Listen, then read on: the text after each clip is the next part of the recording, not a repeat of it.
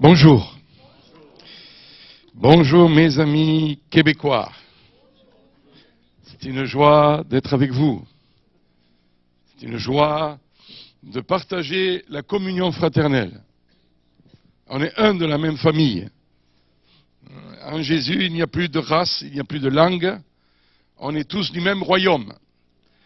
Nous appartenons au même roi et nous parlons le même langage. Et le langage, c'est le langage de l'amour. Il y a vraiment, je le dis chaque fois ici, mais il y a vraiment une réelle ambiance d'amour parmi nous, là. Je me suis senti aimé, là. On a prié pour moi tout à l'heure et merci encore d'avoir prié pour moi. L'amour de Dieu est là. Voilà, je finis la tournée au Québec. Je suis très content parce que j'ai mon ami Miguel du Mexique avec sa fiancée, Susana, qui est là. On peut les applaudir aussi. Ils sont à fond. Et voilà, et des gens fidèles, loyaux, qui m'aident à circuler dans votre belle province. Voilà. Vous savez, la Bible dit, petits enfants, n'aimez pas en parole seulement, mais en action. Amen. Alors, lui, il m'aime en action parce qu'il me conduit partout. C'est une façon d'aimer. Dimanche passé, il m'a amené à Ottawa, à Gatineau, et mercredi à Saint-Hyacinthe, et aujourd'hui ici à Brossard. Voilà. J'aimerais vous donner quelques-uns de mes CD. Dernièrement, j'ai étudié, c'est un DVD, là, La puissance de l'alliance. The Power of Covenant. Qui le veut, là? C'est en français. OK? Et là aussi, j'ai développé les qualités d'une équipe qui gagne. Une équipe qui gagne.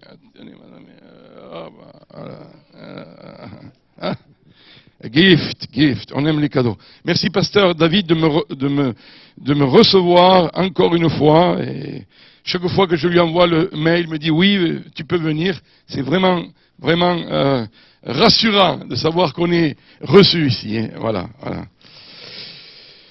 Aujourd'hui, ma prédication va être différente des autres fois parce que je vais partager mon cœur. Je vais vous dire, je vais ouvrir mon cœur et être très vulnérable par rapport à des choses que j'ai traversées durant les 11 derniers mois. Voilà ce qui m'est arrivé. J'étais dans une équipe de pasteurs dans ma ville, là-bas, dans le sud de la France, et nous voulions, j'étais un peu le leader dedans, quand je vois, ça me parle, un centre apostolique, réunir des équipes apostoliques pour le bien-être de la ville, vraiment vivre l'unité et l'amour qui sont indispensables afin que notre ville connaisse la visitation du royaume de Dieu, et je me suis beaucoup investi. Malheureusement, j'ai pris des coups. On prend toujours des coups. Et les coups étaient les suivants. C'est que des amis qui étaient là parmi les pasteurs avaient un autre plan et à un moment donné, ils m'ont trahi. Et un de mes meilleurs amis m'a abandonné complètement. C'était une trahison terrible, difficile. Je ne pensais pas que lui, il pouvait me faire ça. Et aujourd'hui, ils ont dernièrement ouvert un centre apostolique dans la ville, mais ils m'ont éliminé. Et au départ, j'étais quand même celui qui avait eu l'idée. Donc, qu'est-ce que ça a produit chez moi pendant quelques semaines? J'ai dit, bon, c'est pas grave, une blessure en plus, on va la supporter. Mais au fond de moi, il y a des choses profondes qui se sont ouvertes à nouveau. Les choses qui se sont ouvertes, c'est le sentiment profond de rejet et d'abandon. Encore une fois, tu as été rejeté. Encore une fois, tu as été abandonné. Regarde ce qu'il dit sur toi. Et même qu'on est très fort, vous savez ce qui s'est passé? C'est que le diable a utilisé tout cela pour ouvrir toutes les portes de ma vie et dans la mémoire. Et à un moment donné, j'ai vu tous les abandons, toutes les trahisons. Par exemple, mon père à 17 ans est mort. J'avais 17 ans. Et là aussi, il y a eu un abandon d'un père. Et puis plein d'abandons, de collègues, d'amis, d'église, quand j'étais pasteur d'église. Et à un moment donné, je commençais à m'enfoncer. J'étais en train de faire ce qu'on appelle une déprime, une dépression, abandonné, délaissé, rejeté. Et à un moment donné, le diable est venu par un mensonge très subtil en disant, même Dieu t'a abandonné. Même Dieu t'a laissé. Mais regarde, s'il avait été avec toi, et à un moment donné, excusez-moi, mais j'ai senti que c'était... C'est pour ça que les chants m'ont fait beaucoup de bien ce matin. Vraiment, je veux dire, au groupe de louanges, les chants m'ont fait... Parce que ça parlait de cet amour vrai, sans faille, illimité. Et j'étais là, et je me suis enfoncé, mes amis, je me suis enfoncé. Et puis, à un moment donné, l'autre chose est arrivée. Si tu es tellement abandonné, abandonne-toi toi-même. La vie, j'avais perdu le goût de la vie. J'avais perdu le goût de manger, j'avais perdu le goût de tout. Et à un moment donné, je me suis abandonné moi-même. C'est-à-dire, je ne voulais pas me suicider, mais j'avais plus envie de vivre. Et en 2 mois, j'ai perdu 20 kilos à peu près. J'avais décollé, et j'ai fait une grande. Et à côté de cela, ça a tellement touché mes pensées que j'en ai perdu le sommeil. J'ai eu de longues semaines d'insomnie. Et donc, quand vous ne dormez plus, quand vous êtes dans ce monde-là de pensées morbides, de pensées négatives, vous allez de plus en plus mal. Et la grosse crise est arrivée moitié février de cette année, parce que j'en pouvais plus, et ma femme m'a dit, mais Louis, tu vas pas pouvoir continuer. Et qu'est-ce qui s'est passé? C'est que j'ai dû être hospitalisé, on m'a fait, avec des cachets, on m'a fait dormir, on m'a mis sous cachet pendant des mois, et j'ai repris vie. J'ai repris goût à la vie, mais la vie est différente aujourd'hui pour moi. Je ne vois pas les choses et les gens de la même façon. Alors, voilà ce qui m'est arrivé. C'est très courtement ce que je vous dis, mais j'aimerais vous donner 3 leçons que j'ai comprises de mon épreuve. 3 leçons. Première leçon, c'est ce que vous vivez ici de façon énorme. Je ne sais pas si mes amis vont le ressentir, mais moi, quand je viens ici, the Father's Love, mais je le ressens. Alors, je ne sais pas si je vais vous faire beaucoup de bien, mais en tout cas, vous m'avez fait beaucoup de bien, déjà. Je vous dis, mes amis qui ont prié pour moi, ce couple tout à l'heure, là, ils m'ont fait un énorme bien.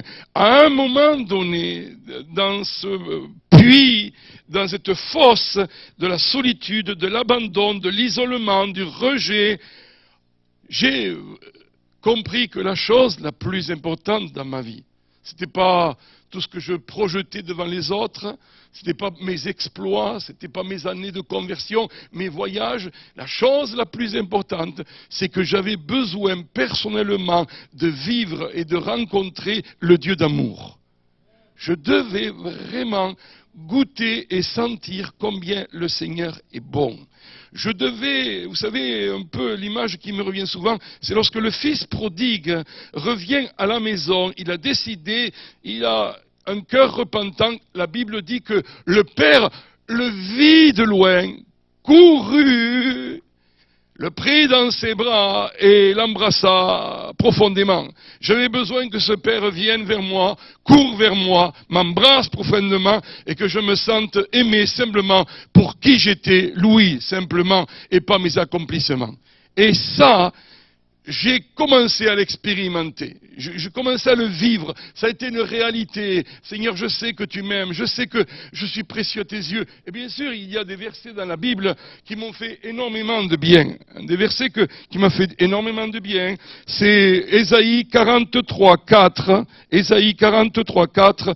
Parce que tu as de la valeur à mes yeux, parce que tu as de l'importance et que je t'aime.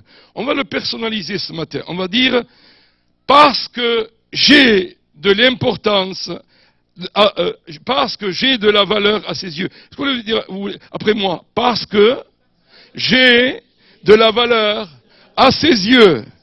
Parce que j'ai de l'importance et qu'il m'aime. Et la Bible dit dans Jérémie 31, un verset énorme, verset 3, « Je t'aime d'un amour éternel, c'est pourquoi je te conserve ma bonté. » Il m'aime d'un amour éternel, immense, sans faille, illimité. Voyez de quel amour le Père nous a aimés, il nous a appelés ses enfants. Regardez ce que dit encore la parole de Dieu dans Éphésiens chapitre 2, verset 4, Éphésiens 2, 4. excuse me. Forgive me. Pardon. Ok. Éphésiens 2, 4. Mais, ah ouais. Merci. On n'aura pas. Voyez-vous, il y a encore de la passion. On ne se refera pas. Mais Dieu est riche en compassion à cause du grand amour dont il m'a aimé. Nous qui étions morts en raison de nos fautes, il nous a rendu la vie avec Christ. Grand amour. Dieu m'aime d'un grand amour. Vous vous rappelez le film Love Story? Cet amour entre deux étudiants qui s'aimaient passionnément. Et malheureusement, il y a eu le drame de la maladie d'un des deux. Mais cet amour était si fort. Et j'aimerais vous dire, ce soir, ce matin, je ne sais pas où vous en êtes dans votre marche avec Dieu, et dans vos péripéties, dans vos épreuves, mais sachez une chose. Quoi que vous ayez fait, quoi que vous pensiez en ce moment sur Dieu, quoi que vous projetiez de façon négative, le Seigneur, le Dieu de la Bible, le Père d'amour, il a ses yeux, ses regards sur vous. Son projecteur, il est sur vous. Là, on est peut-être une centaine, mais il est là en profondeur. Et mes amis, écoutez le battement de son cœur lorsqu'il est en train de mourir à la croix. Le Seigneur est en train et son cœur agonise. Et là, chaque battement me dit, je t'aime, je t'aime, je t'aime, t'aime, t'aime. Je t'aime, je t'aime. Est-ce que ce soir, nous allons comprendre une chose où le diable m'avait vraiment menti, que Dieu ne m'aimait plus, Dieu ne s'intéressait plus, que c'était fini pour moi, qu'il n'y avait pas d'avenir. À un moment donné, j'ai dit à ma femme, mais je prêcherai plus l'évangile. Non, moi, tout ça, ça m'intéresse pas. J'ai donné ma vie, 33 ans de ma vie, et en retour, tellement de coups, tellement de blessures, tellement de trahisons, tellement de rejet, mais ça ne vaut pas la peine, il vaut mieux faire quelque chose. Et bien sûr, au fond de moi, il y avait cette pensée, mais Louis, si tu ne fais pas ça, qu'est-ce que tu vas faire? T'es fichu. Parce qu'à part ça, tu ne sais rien faire d'autre. Est-ce que, is okay the translation? Qu'est-ce que je vais faire d'autre? Et j'aimerais vous dire une chose. J'aimerais vous parler juste rapidement de ces qualités de ce Père d'amour. J'aimerais vous dire qu'il est intime. Il veut de l'intimité avec toi. Il ne veut pas de la superficialité. Dieu n'est pas intéressé à être superficiel. Il est bon. Dis avec moi, Dieu est bon. Il est rempli de compassion. Il est accueillant. Il est plein de joie. Il est chaleureux. Il est affectueux. Il est toujours avec moi. Il est heureux de me rencontrer. L'éternel Dieu au milieu de toi est puissant. Il fera de toi sa plus grande joie. Tu peux faire de Dieu sa plus grande joie. Seigneur, je veux que tu trouves ici à Montréal des hommes et des femmes qui vont faire de toi sa plus grande joie. Dieu, tu vas faire sa plus grande joie. Le Seigneur, ce matin, il y a des milliers de gens qui sont en train d'adorer Jésus. Mais chez qui va-t-il trouver sa plus grande joie? Vous allez faire sa joie. J'ai envie de faire la joie du Seigneur. Peut-être pas la joie de tous mes amis, de tous mes proches, mais de Dieu, j'ai envie, en sortant, je veux dire, Seigneur, je veux faire ta joie, je veux que tu sois heureux, en regardant ma vie, en regardant mon cœur, en surtout voyant mes motivations. Seigneur, malgré et contre tout, je poursuivrai, je marcherai avec toi, je serai fidèle. Seigneur, pardonne-moi, parce que j'ai douté de toi. À certains moments, je voulais tout laisser tomber. J'étais au fond, j'avais plus d'espoir. Et c'est là que tu es venu me chercher. La Bible dit que le berger avait les 100 brebis. Il laisse 99. Il va chercher la blessée, l'isolée, la rejetée, celle qui n'a plus d'espérance, et il la récupère. À un moment donné, Jésus m'a récupéré au fond. À un moment donné, je lui ai dit, mais je ne sais pas comment tu as fait. Mais à un moment donné, je suis sorti là. Et je sentis vraiment qu'il m'a mis sur lui et qu'il a commencé, il est en train encore de guérir mes blessures, mes plaies, mes abandons. Il y a un profond travail où Dieu a commencé à le faire et je veux qu'il le poursuive. Parce que j'ai encore besoin de lui. Il est aimant, il est doux. Dis avec moi, Dieu est patient. Son amour est patient. Il est lent à la colère. Il est tendre de cœur. Son cœur, ses bras sont toujours ouverts. Il est impliqué dans ma croissance. Et je crois surtout qu'il est fier de moi. Parce que je suis son enfant. Ça a commencé à guérir ma vie. Au début, ma femme me disait des versets de la parole de Dieu. C'est pas pour moi, laisse-moi. Avec la tête, je disais non. Avec mon cœur, il y avait des choses qui disaient, mais si, oui, c'est ça la vérité.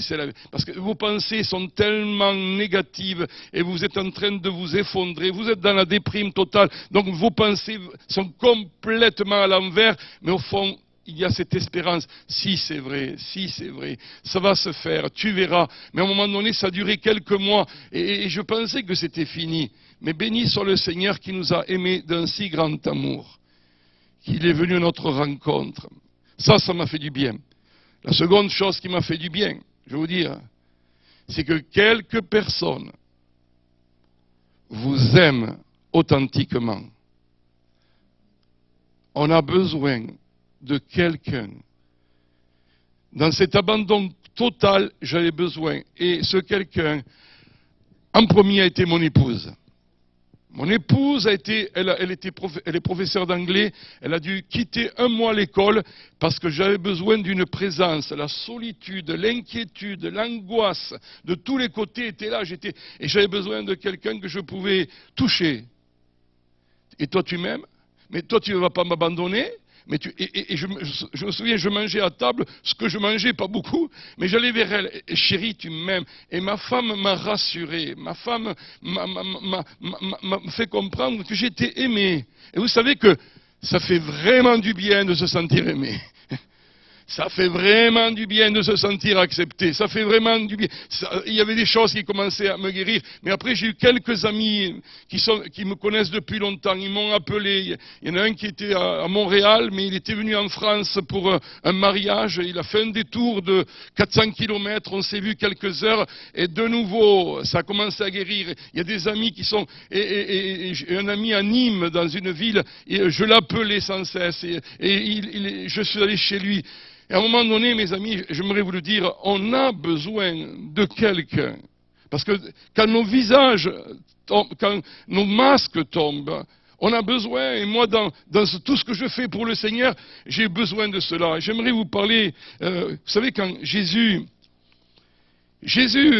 est à Gethsémani, et dans Matthieu 26, 30, il y a marqué ceci, « Mon âme est triste jusqu'à la mort, restez ici et veillez avec moi. » Jésus est là, il affronte la coupe, il affronte le calvaire, il est là et son âme est triste à la mort. J'étais triste à la mort à un moment donné. Mais vous avez vu, il a dit, mais veillez, restez avec moi. Il se tourne vers ses trois amis, Pierre, Jacques et Jean. Et aussi, ils l'ont abandonné parce qu'ils ont préféré dormir que d'être avec le Seigneur. Et le Seigneur est seul. Alors, il y a des moments où tu es complètement seul. Mais il y a des moments où, béni soit Dieu, prie que tes amis se réveillent. Hein, que tes amis soient avec toi. Et qu'il commence y avoir un échange, une transparence, où il y a de l'amour, où il y a de la réalité, où il y a... j'aimerais prendre le cours que vous allez avoir là sur la théologie des relations des vrais, parce que l'Église a besoin d'être guérie dans ses relations. Il y a trop de relations de déchirure, de division, on ne sait pas pourquoi, mais dans le monde chrétien, il y a un manque d'honnêteté, d'authenticité. Il faut que nous soyons guéris, parce que lorsque c'est... Oui. Parce que quand nos relations sont authentiques, ça change tout. Regardez ce que le Seigneur a dit. Aimez-vous les uns les autres comme je vous ai aimé. Oui? Vous aussi aimez-vous les uns les autres. La Bible dit que les membres aient également soin les uns des autres. J'aime ce verset dans Actes 14, 19, 20. Paul a pris des coups pour avoir prêché l'évangile. Voici ce que dit la Bible dans Actes 14, 19, 20. Pensant qu'il était mort, mais les disciples l'entourèrent, formèrent un cercle, se rassemblèrent autour de lui. Le résultat, Paul se leva. Il nous faut cette qualité d'amour qui relève l'autre. Il nous faut cette qualité d'amour qui ranime l'autre. Il nous faut cette qualité d'amour qui est plus qu'une embrassade et que des paroles. C'est pour ça que Jean dira, ces petits-enfants n'aimaient pas seulement en parole, mais en action, en vérité. Vous avez vu, ils ont fait un geste, ils sont allés vers lui, il a pris des coups et maintenant ils vont le remettre debout. Il faut que nous remettions debout certains de nos amis, de nos soldats qui ont été blessés et qui n'ont plus d'avenir. Il y a des gens dans le monde chrétien qui ne supportent plus parce qu'il y a eu trop de rejet, trop d'abandon, trop de compétition, trop de jalousie. Et je pourrais vous donner une longue liste de la gangrène qui parfois est dans le peuple de Dieu. Il faut ranimer celui qui est abattu. Il faut aller à sa rencontre. Il faut le toucher. Oh oui, ne devez rien à personne si ce n'est de vous aimer les uns les autres.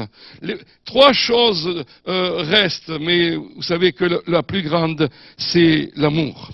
Jésus va dire dans Jean 17, « Afin que l'amour dont tu m'as aimé soit en eux et que moi, je sois en eux. » Moi, j'aimerais vraiment que le même amour dont le Père a aimé Jésus soit en moi. La même qualité d'amour.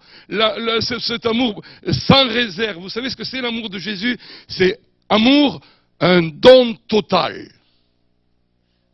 Il n'y a pas de plus grand amour que se donner et donner sa vie pour ses amis. C'est là que parfois, il semblerait qu'il y ait des faiblesses. On est prêt à donner 5 minutes, on est prêt à donner un coup de fil, on est prêt à démontrer des gestes d'amour, mais le véritable amour, selon Dieu, c'est le don total de ta vie. Tu ne t'appartiens plus à toi-même, mais tu appartiens aux autres. Complètement, comme Jésus. Moi, je suis émerveillé de Jésus. Pendant les 3 années de ministère, comment il donne sa vie, il donne son temps, il va chercher les hommes et les femmes, et regardez-le à la croix, il agonise, il porte le péché du monde entier, ton péché, il est là, mais encore par amour, il pense à un brigand qui est là. Il donne de son temps, il donne sa vie, il va encore sauver quelqu'un sur la croix. Vous vous rendez compte? Quel genre d'amour? C'est comme ça que le Seigneur aimerait que nous nous aimions les uns les autres. Totalement, complètement. Et pour cela, il faut apprendre à mourir un peu à nous-mêmes. Pour vraiment aimer comme Jésus a aimé.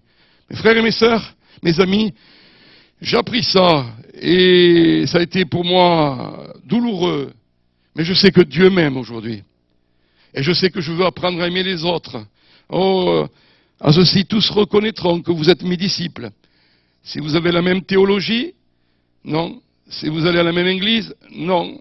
Si vous êtes tous habillés de la même façon, non. Si vous allez à la même conférence chaque année, non. Il avait dit que tous reconnaîtront que nous sommes à lui par rapport à l'amour que nous allons développer les uns par rapport aux autres. Et la Bible parle de marcher par amour. Ça doit être une habitude, ça doit être un style de vie, c'est quelque chose qui est en moi, c'est moi-même. Je ne fais pas un effort, je veux aimer. Aimer, comme il m'a aimé. Aimer à sa façon.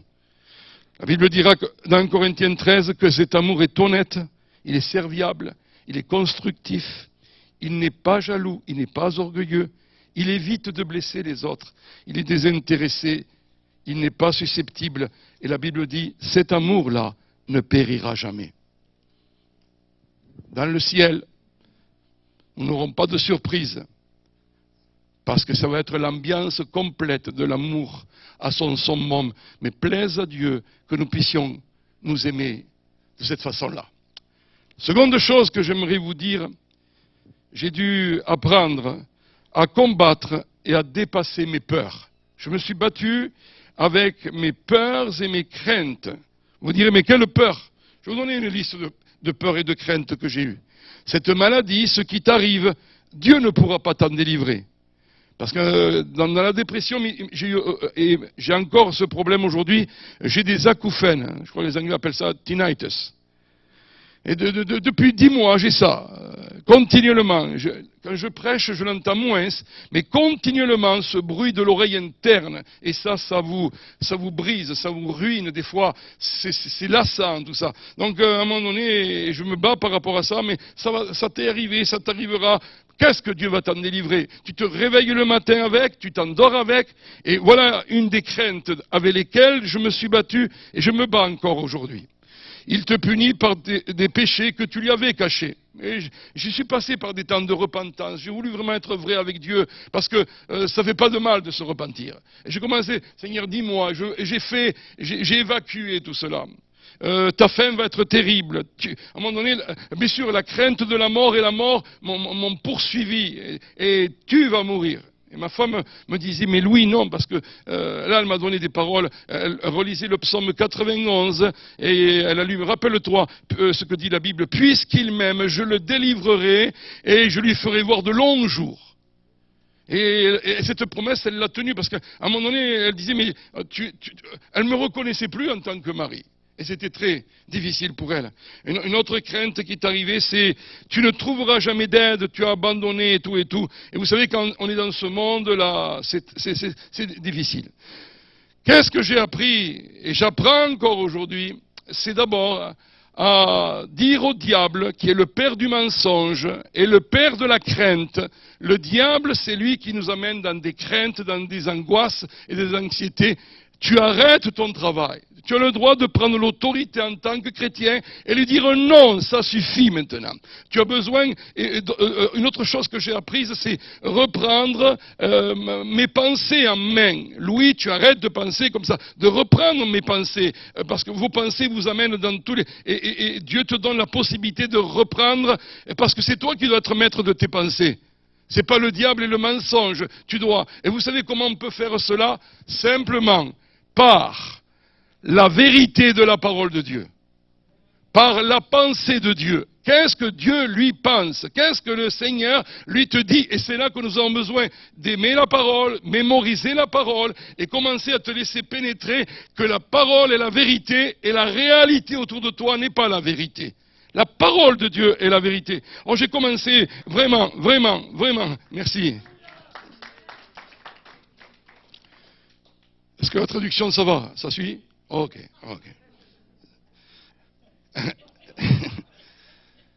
Dieu ne m'a pas donné un esprit de crainte, ni de peur, ni d'angoisse, mais un esprit d'amour, de force, de sagesse, d'amour et de maîtrise de moi-même. Ce verset, je l'ai dit des milliers de fois. Quand j'allais au lit, quand je vais au lit, oh, Seigneur, c'est pas un esprit de crainte, c'est pas un esprit d'angoisse. Seigneur, ça commence, et la parole de Dieu commence à faire son effet. Tu dis, mais moi je l'ai fait, moi aussi je l'ai fait. Et le diable te dit, ça marchera pas, tu le récites. Mais la parole de Dieu est efficace. Et tôt ou tard, elle commence à trancher les pensées de mensonges.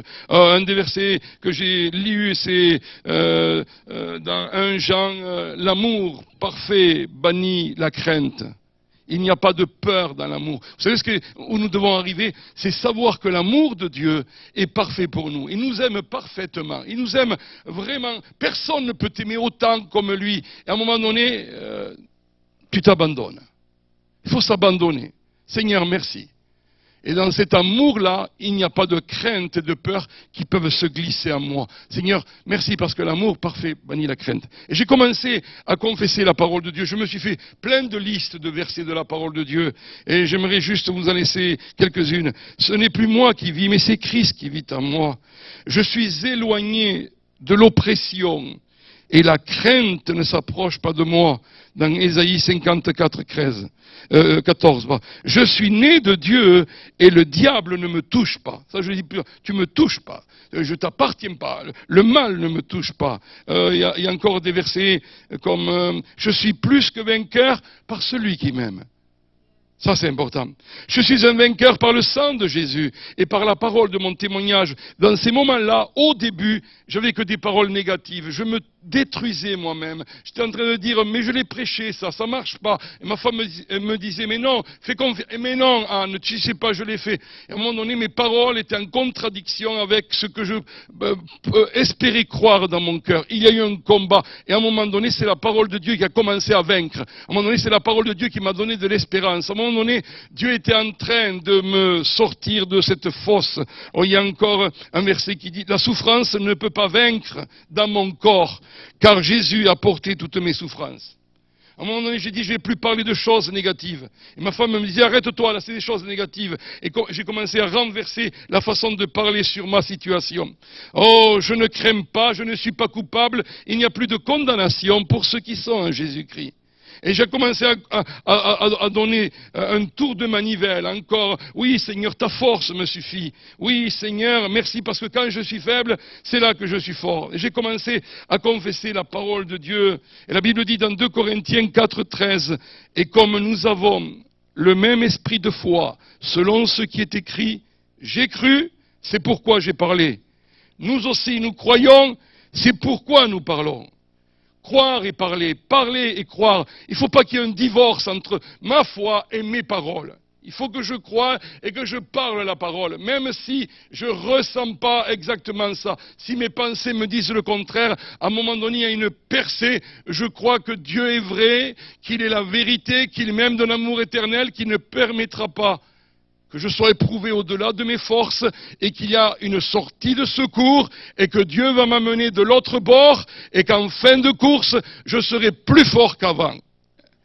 Dieu soit béni parce que la crainte s'en va, les angoisses s'en vont. Et si quelqu'un est dans cet état-là, j'aimerais lui dire, Dieu va te bénir aujourd'hui. Dieu va le faire. Il l'a fait pour moi. Il est capable. Il va nous sortir de là. Parce que Dieu n'a pas de favoritisme dans le royaume de Dieu. Il n'y a pas de... Nous sommes tous égaux devant lui. Tous aimés. Et nous parlons à nos montagnes. Et nos montagnes vont se mettre au fond de la mer. Et mes amis, nos problèmes vont être enterrés à jamais. Parce que Dieu est celui qui règne. Il règne aujourd'hui. Il régnera pour toujours. Donc petit à petit, vous savez, souvent ce que j'ai vu, c'est que mes peurs et mes craintes sont les productions de mon esprit, de mes pensées, je me les fabrique moi-même et je dois les affronter, les rejeter. Donc Satan est vaincu. J'ai plus écouté les pensées que Louis me donnait dans le sens négatif et au fur et à mesure, il y a une pleine victoire. Grâce soit rendue à Dieu pour ce qu'il fait dans nos vies. Ça c'est la seconde chose. La troisième chose, et celle-ci, c'est que j'ai revu un peu toute ma notion de prospérité, d'être béni. Vous savez, je suis vraiment étonné des fois, parce qu'on parle beaucoup de prospérité, et souvent, venant des USA, on a vu des choses énormes, de pasteurs prospères, avec des méga-churches, avec des maisons à plusieurs millions de dollars, des voitures, et ils ont dit, ça c'est la bénédiction, et ça c'est être prospère. Ça, c'est la prospérité. Mais moi, je suis parti 2 fois en Inde, je suis allé plusieurs fois en Afrique, à Madagascar, en Haïti plusieurs fois, et je n'ai pas vu des gens avec les super maisons et les voitures et les bateaux. Et non, j'ai pas vu ça. Mais j'ai vu des hommes et des femmes d'une richesse et d'une profondeur dans la connaissance de Dieu. Dans leur expérience, ils vont vous parler de choses intimes, de ce que Dieu a fait dans leur vie. Ils vont vous parler aussi ensuite comment Dieu est intervenu. J'étais avec un ami algérien il n'y a pas longtemps. Il me dit, Louis, qui est venu habiter en France, mais il habitait en Algérie, il disait, on a vu en Algérie des choses étonnantes. Tu sais, Louis, on est dans une église, on est 1200, 1300 personnes. Moi, je croyais que c'était des petites églises là-bas. Non, mais Dieu est en train... régulièrement, il y a des baptêmes dans des baignoires, dans les maisons, malgré la persécution. Les gens se convertissent. Mais il me disait, on a vu des résurrections de morts. Tu ne sais pas ce qui s'est passé? Une grand-mère Elle a vu Jésus en tête à tête. Elle a eu un discours avec Jésus. Et à un moment donné, elle a dit, mais Seigneur, écoute, viens avec moi, je vais dans le jardin. Et elle voulait cueillir des tomates. Et la tomate était verte. Et le Seigneur l'a touchée. Et la tomate est devenue rouge, bonne à consommer de suite. Jésus qui touche les légumes. Jésus qui touche les vies. Jésus qui ressuscite les morts. Et mes amis, la prospérité... Je sais à quoi je suis arrivé, est celle-ci. Dieu est plus intéressé par ma réponse dans l'épreuve que ma réponse devant les bénédictions spirituelles. Tu es béni, tu es heureux, gloire à Dieu. Et ta réponse, elle est facile. Mais tu es dans l'épreuve, tout va mal pour toi, tu es abandonné, tu es rejeté. Comment tu réponds? Comment? Et c'est là que Dieu nous teste. La Bible dit dans 1 Pierre chapitre 5 verset 10, après avoir souffert un peu de temps, dites avec moi un peu de temps. J'aimerais dire à quelqu'un, c'est un peu de temps ton épreuve. Hein. Alors il y en a qui m'ont dit, oui, mais pour Dieu, un jour c'est 1000 ans c'est un jour, alors ça peut, si c'est un jour de Dieu, non, un peu de temps, d'accord? Un peu de temps.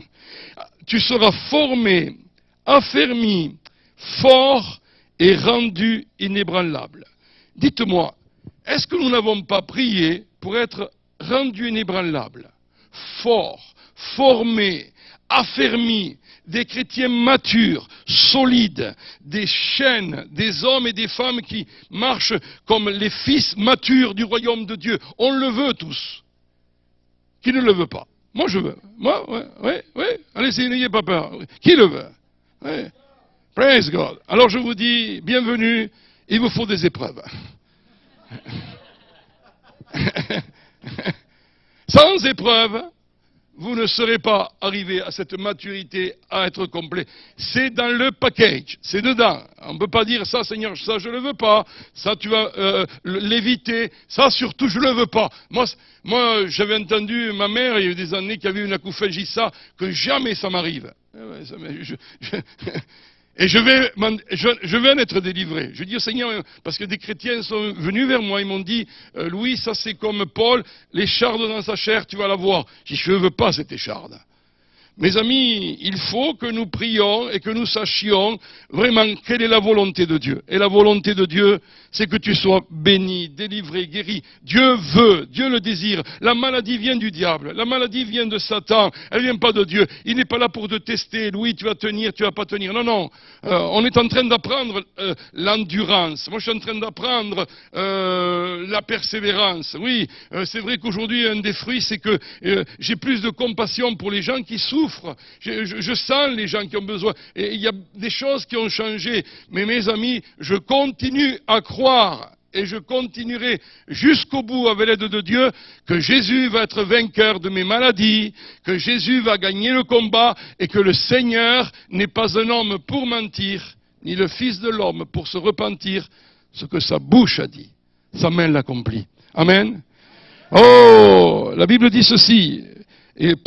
Mon exemple là, c'est regardez la fin de Job. Vous vous rappelez Job, hein? Et Dieu va dire au diable, est-ce que tu as vu mon serviteur Job?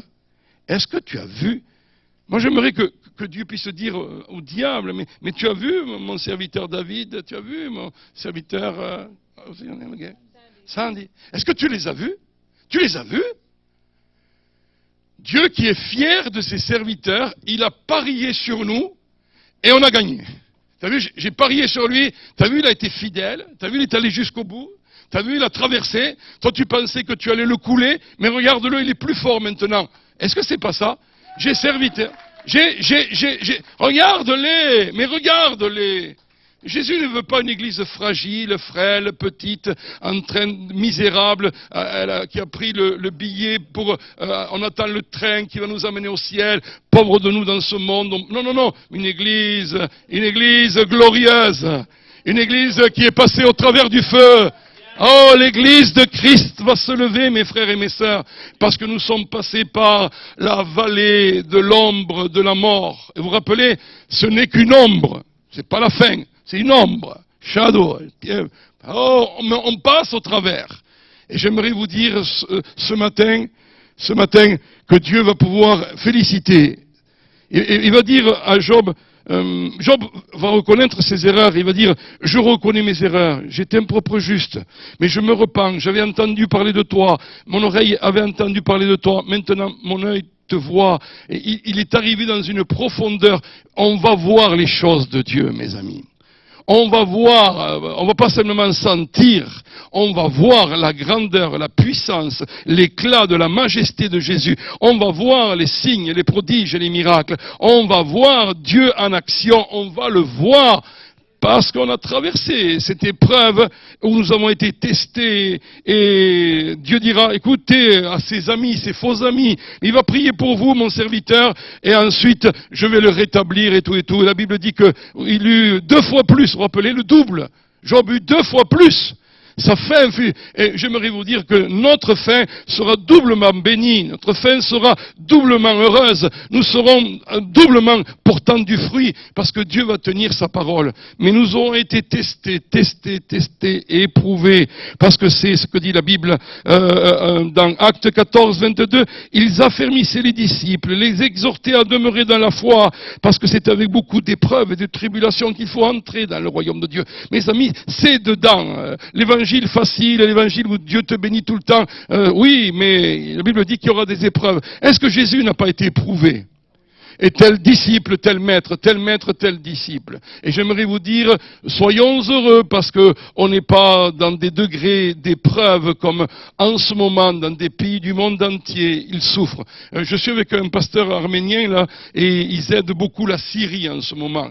Ils ont des églises en Syrie, les chrétiens s'échappent par dizaines de la Syrie. Certains veulent venir même à Montréal, mais c'est difficile. En France, on a accueilli quelques familles, mais c'est terrible ce qui se passe par rapport au monde musulman et cet État islamique qui veut vraiment prendre le royaume. Et dernièrement, ils ont arrêté un papa avec 2 de ses enfants de 15-16 ans, des adolescents.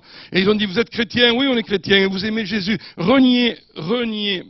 Je vais... Bon, comme ça, bon. Renier la foi chrétienne, renier Jésus. Ils ont dit non, Jésus est notre sauveur. Et ces gens, ils ont, ça c'est fait. Mais on fera comme pour Jésus. On va vous renverser, on va vous crucifier à l'envers. Et là, ils ont coupé la tête d'un des 2 jeunes. Ils ont joué au ballon avec la tête devant le papa qui était en train. Ils ont tué le papa. Et à cause de quoi? À cause de Jésus, de son royaume. À cause. Vous voyez que des fois, il faut mesurer la souffrance de l'épreuve. Des fois, il y a des gens qui vont pour un petit verre d'eau et ils sont étouffés, ils n'en peuvent plus. Ils ont eu 2 migraines dans la tête et plus personne, hein, pas ici. Hein. Mais il y a épreuve et épreuve. Il y a épreuve et épreuve. Il faut savoir ce qu'on appelle par épreuve. Béni soit Dieu parce que nous sommes éprouvés, mais nous sommes victorieux dans nos épreuves. La patience n'est pas seulement attendre, mais c'est la façon dont tu attends, comment tu attends. Et ça, c'est ce que Dieu est en train de faire. Voilà, j'aimerais vous dire, voilà un peu ce que j'ai appris. Où j'en suis aujourd'hui, je vais beaucoup mieux, je suis en voie de guérison. Je ne suis pas encore complètement guéri, je me bats encore avec des fois mon sommeil, mais parce que Dieu est en train de faire son œuvre dans ma vie.